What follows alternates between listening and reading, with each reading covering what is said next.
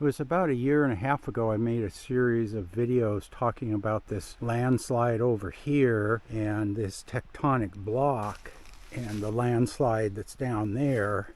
And one of the videos I did, I hiked up this tectonic block that ends over here, and then there's sort of a gully that came down and looks like it pretty much either eroded the block or maybe it broke in two. But I came upstream a little bit farther, and on the hillshade map you can see that this block continues, and this is about where it starts again. But then you can see this deep trench here.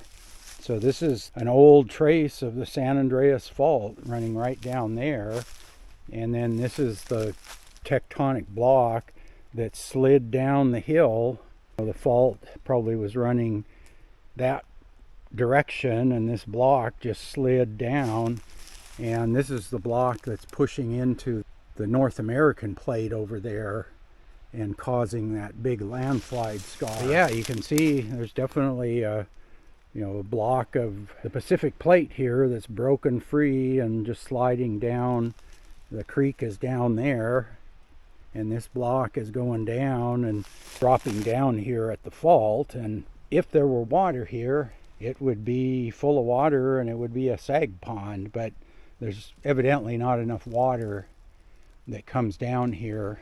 So yeah, if you just go down this way a little bit, there's another intermittent stream, and there's enough water that flows there that they put a pretty good sized culvert under the canyon road at the time, or now the canyon trail. When I first came up here a couple of weeks ago, it's like, wow, look at that trench there, and you're looking right down into the fault. The Pacific plate is moving that direction, and then it's probably dragging this block. It's a pretty tough spot to get to, but yeah, that is the continuation of this tectonic block. And I think it runs clear down to where the creek crossing is. Yeah, it's really impressive San Andreas Fault trace right there.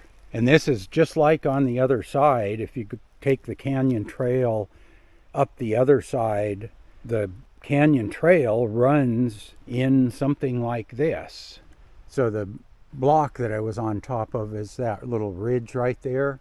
And this is about where it starts. This is this little gully here. So the block starts over there, and then I think last time I hiked, I got probably up in here someplace. I hiked up that first tectonic block, and then I got to this big gully here and kind of lost the block, and I wasn't sure if I could get down here, so I just hiked back. I'm not quite sure what this is. It's not like a stream. There's sort of a flat area in here. I'm almost thinking these two blocks have split. The San Andreas Fault is running pretty much right along there. This is the Pacific plate up here, and it's moving that direction. And so yeah, it probably just took this piece and kept going. And maybe this is the piece that's locked, because I think this piece might be locked to the North American plate.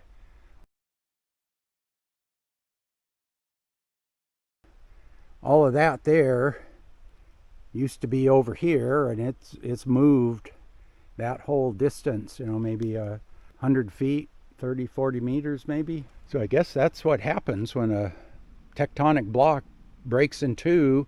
One of the halves goes this way and it leaves a big hole where it used to be. Like they used to be joined, and then the one was over there, and it moves a couple of feet every earthquake, and you get 100 earthquakes and it ends up over there. Yeah, this is the area I was shooting the video in. This is the old Stevens Canyon Road, which is now just called the Canyon Trail. This is where I hiked up at the start of the video, this small little block. And then this block here was the one I hiked up, maybe a year and a half ago. This is that deeper trench that I shot the beginning of the video at. And this is really steep here. I mean, it's just a vertical drop. And so that's a trace of the San Andreas Fault right along here. You can see it runs clear up here until it basically dives into the creek, and then the creek is following the fault. But I think what's happened is this whole section here has broken free from some part of the slope here. So this is the Pacific plate, and then this is the North American plate here. And you can see how this tectonic block here has just broken free and then slid down the hill. And then over time, the Pacific plate is moving to the northwest here and dragging along under this block. So I'm not really sure where or when this block broke free, because it might have broken free from some part of the slope that's farther up the canyon now. Looks like it's a pretty old block. There's not a whole lot left here. There's a fair bit here, and then this block here is a little smaller, and then this one's a little smaller, and then pretty soon it just disappears. So this is the area I hiked up into, and then I came down into this gully here. And for the longest time, I've assumed this gully here, when you come up the canyon trail, it looks like a big creek channel. It's like an erosional gully. But if you come up here and look up the hill, there's no water up here. There's no sign of any flowing water coming down. Now there is surface runoff that comes down, and it gets trapped under this fault here and basically just comes out.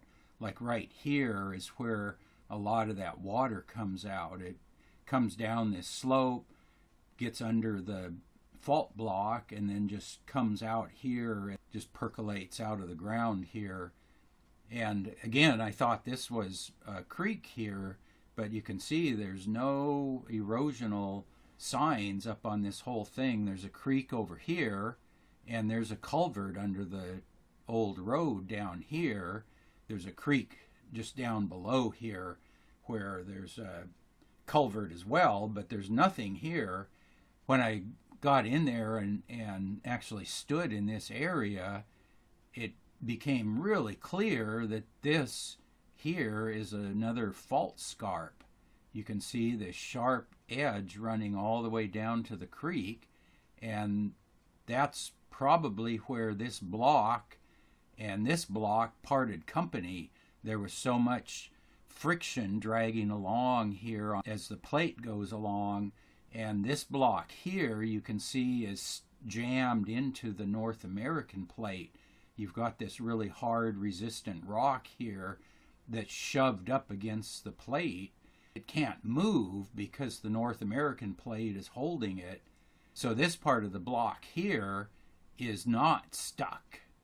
And so there was probably enough force that it just broke here. You can see there's a fairly defined line right here, and there's a really sharp line here all the way down to the creek where that block basically broke free, and this part here has moved from this point over to this point, and that's probably 100 feet, maybe 30 meters of motion. So yeah, basically to wrap up, when I came up into this area here and actually looked, all of a sudden I realized this isn't an erosional channel here.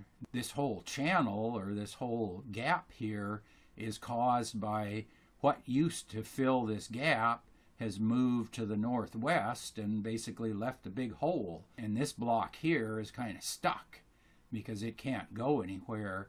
And that's what's causing this big landslide, because it's pushed the creek away from the fault. The fault's up here, but the creek is having to flow around this really resistant tectonic block and is pushing it into this relatively crumbly soil on the North American plate.